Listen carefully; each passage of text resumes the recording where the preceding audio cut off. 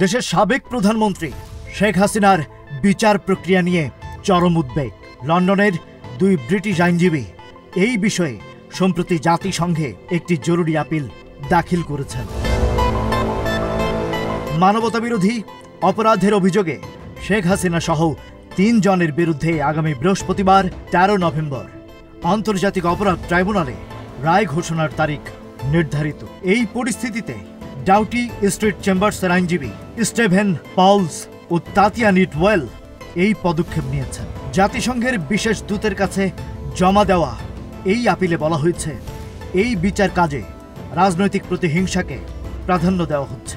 এছাড়াও বিচারক ও প্রসিকিউটরের রাজনৈতিক সংশ্লিষ্টতার কারণে ন্যায্য বিচারের অধিকার মারাত্মকভাবে লঙ্ঘিত হচ্ছে।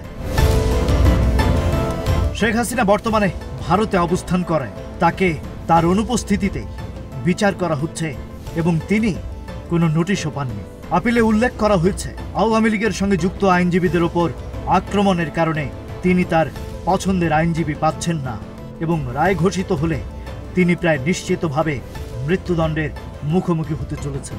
দুই ব্রিটিশ আইনজীবী সতর্ক করেছেন যে এমন ত্রুটিপূর্ণ বিচারে মৃত্যুদণ্ডের সাজা হলে তা আন্তর্জাতিক মানবাধিকার আইনের অধীনে বেঁচে থাকার অধিকারের সরাসরি লঙ্ঘন হবে।